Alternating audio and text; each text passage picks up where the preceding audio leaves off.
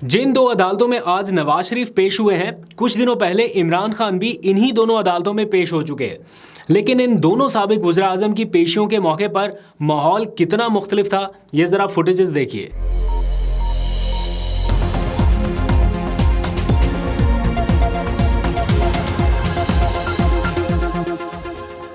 बिस्मिल्लाहिर्रहमानिर्रहीम, अस्सलाम वालेकुम। पाकिस्तान और दुनिया भर में देखने और सुनने वालों को अब्दुल कादिर का सलाम। आज फिर मुल्क के आईनी, अदालती और कानूनी इम्तिहान का एक और दिन था, और इम्तिहान भी ऐसा कि केस की समाअत करने वाले जज साहब भी हैरान हो गए और एक मौके पर कहा कि मुझे यकीन नहीं आ रहा ये सब कुछ हो रहा है। आज इस्लामाबाद हाई कोर्ट में एक ही दिन नवाज शरीफ का भी केस था और इमरान खान का भी। इमरान खान की जेल ट्रायल रोकने की दरख्वास्त तो मुस्तरद हो गई, लेकिन नवाज शरीफ की ज़मानत में 26 अक्टूबर तक की तौसी हुई है। नवाज शरीफ आज इस्लामाबाद हाई कोर्ट और जुडिशल कॉम्प्लेक्स में सज़ाओं के ख़िलाफ़ मुकदमात में पेश हुए, और इन्हीं दो अदालतों में इमरान खान भी अपनी गिरफ्तारी से पहले मुसलसल पेशियाँ भुगत चुके हैं।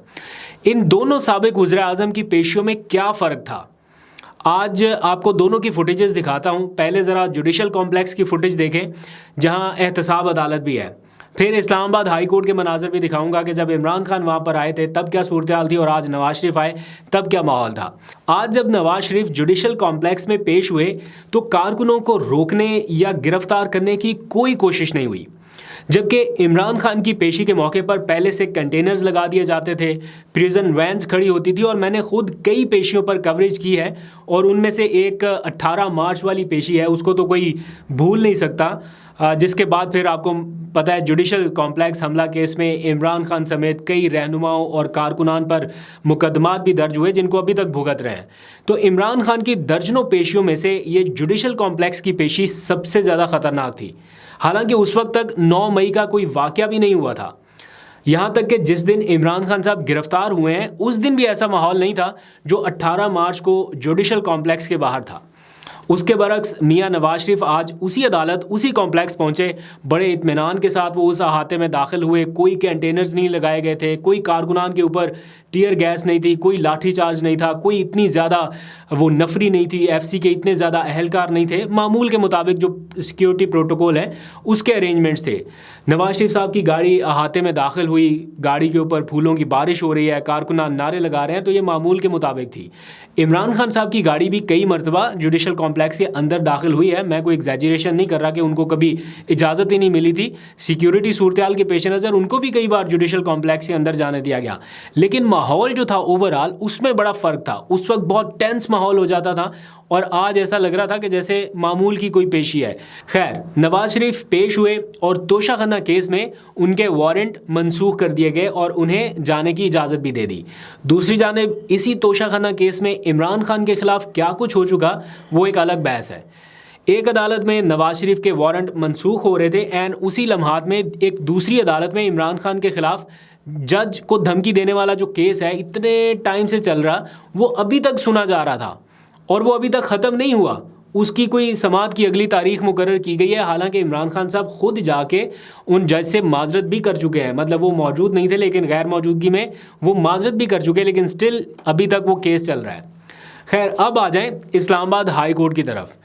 दोनों की एक जैसी एंट्री थी। जिस तरह इमरान खान साहब एंटर होते थे इस्लामाबाद हाई कोर्ट में, बिल्कुल उसी तरह से आज नवाज शरीफ साहब भी एंटर हुए, क्योंकि दोनों की गाड़ियां बाहर रोक दी गई थी और मेन जो उनका मरकजी गेट था अंदर गाड़ी को आने की इजाज़त नहीं दी गई थी। तो एंट्री दोनों की एक जैसी थी, लेकिन इमरान खान को सिक्योरिटी थ्रेट्स का चूँकि सामना था तो इसलिए उनकी जो सिक्योरिटी के मामला थे वो उनके पर्सनल गार्ड्स ने अक्सर संभाले होते थे। जब वो इस्लामाबाद हाई कोर्ट आते थे तो अतराफ़ में उनके पर्सनल गार्ड्स रहते थे, लेकिन मियाँ साहब कदरे मुतमईन तरीके से आए और उन्हें कोई ऐसा सिक्योरिटी थ्रेट नहीं था, तो उनके अपने भी ज़ाती अहलकार थे जो उनको सिक्योरिटी फ्राहम करते हैं, लेकिन ज़्यादातर जो थे वो सिक्योरिटी अहलकार उनके आसपास मौजूद थे जो उनको मुकम्मल तहफ़्फ़ुज़ फ्राहम कर रहे थे।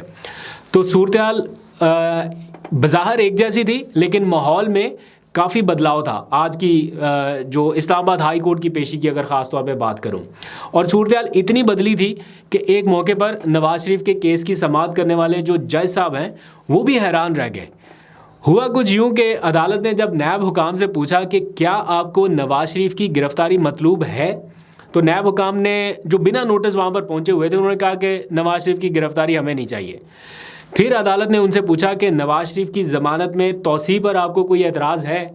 तो नैब हुकाम ने कहा कि जनाब कोई एतराज़ नहीं है। यानी नैब अपने ही बनाए हुए मुकदमात से मुकम्मल पीछे हट गई।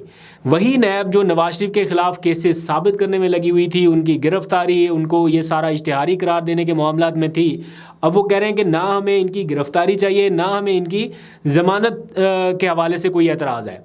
तो जस्टिस मियां गुल हसन औरंगज़ेब बोले कि मैं इन केसेस में 5 साल के बाद वापस आया हूँ और 5 साल बाद भी समझने की कोशिश कर रहा हूँ कि क्या ये वही नैब है, क्योंकि नैब तो आज बगैर नोटिस ही पेश हो गई है, उनको नोटिस नहीं अभी किया गया और नैब हुकाम हमारे सामने बैठे हैं, इनको तो अक्सर नोटिस करके भी बुलाएं तो ये नहीं आते।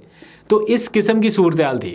खैर, नैब के जो प्रोसिक्यूटर्स नवाज शरीफ साहब को रिलीफ दिलाने की कोशिश कर रहे थे, वो कुछ देर के बाद पता चला, एक खबर आई कि नैब के प्रोसिक्यूटर जनरल को सुप्रीम कोर्ट के जज के बराबर और डिप्टी चेयरमैन नैब को हाई कोर्ट जज के बराबर मराद देने के लिए एक खसूसी सिफारिश वजारत कानून ने वजारत ख़जाना को भेज दिया है। यहाँ तक ही काफ़ी है, आगे बढ़ते हैं। आज नवाज शरीफ तो ज़मानत लेकर चले गए, लेकिन इमरान खान की नैब के 2 केसेस में ज़मानत का मामला अभी पेंडिंग है। अल-कादर ट्रस्ट और तोशाखाना केस में इमरान खान की ज़मानत का जो मामला है या उनकी जो दरख्वास्त है वो कल समाअत के लिए मुकर्रर है। वैसे कई दिनों से समाअत हो रही है, उनका फ़ैसला अभी तक नहीं हुआ, लेकिन नवाज शरीफ साहब की दरख्वास्त बाद में लगी और उनको ज़मानत मिल भी गई। तो इमरान खान साहब को कब ज़मानत मिलनी है कोई पता नहीं है। अब कल उनका केस है, देखते हैं कि नैब प्रोसिक्यूटर्स क्या कहते हैं और जज साहब क्या फ़ैसला सुनाते हैं, आपको कल अपडेट करूंगा। दूसरी जानिब पंजाब की जो निगरान हुकूमत है, उन्होंने अल अज़ीज़िया रेफरेंस में नवाज शरीफ की सज़ा मुअत्तल कर दी। जो निगरान वज़ीर इत्तलात हैं आमिर मीर, उनके मुताबिक जो पंजाब की काबीना है उन्होंने अपना आइनी इख्तियार इस्तेमाल किया। यहाँ पर यह लफ्ज़ बड़ा अहम है कि पंजाब काबीना ने अपना आइनी इख्तियार इस्तेमाल किया, जबकि इसकी मुखालफत करने वाले कहते हैं ये तो निगरान हुकूमत ही गैर आइनी है। तो गैर आइनी हुकूमत आइनी इख्तियार इस्तेमाल कर सकती है? मैं एक क्वेश्चन आपके लिए छोड़े जा रहा हूँ, लेकिन बहरहाल चूँकि अभी तक किसी ने ऐसा वर्डिक्ट नहीं दिया कि वो गैर आइनी हो चुके हैं, तो इसलिए हम एहतियात करते हुए उन्हें पंजाब की निगरान हुकूमत ही कहते हैं। तो पंजाब की निगरान हुकूमत ने अपने आइनी इख्तियार इस्तेमाल करते हुए नवाज शरीफ साहब की सज़ा मुअत्तल कर दी है। तहरीक इंसाफ का इस सारे मामले के ऊपर सख्त रद्द-ए-अमल आ रहा है, लेकिन अनफॉर्चुनेटली मीडिया में उनके बयानात को कोई जगह नहीं मिल रही। उनका जो मौक़िफ़ आ रहा है, तर्जुमान तहरीक इंसाफ की जानिब से जो कुछ भी आ रहा है, उसको media as it is headlines में भी नहीं नशर कर रहा और ना उनके लोग आके टीवी पे बात कर रहे हैं। और ऐसे लग रहा है कि जो हो रहा है ये सब बाय डिफ़ॉल्ट है और सब मामूल की कार्रवाई समझकर इसे तस्लीम भी करते जाएंगे। जो बोलने वाले थे वो अब खामोश हैं, वो बोल नहीं रहे या फिर दूसरी पार्टियों का हिस्सा बन चुके हैं।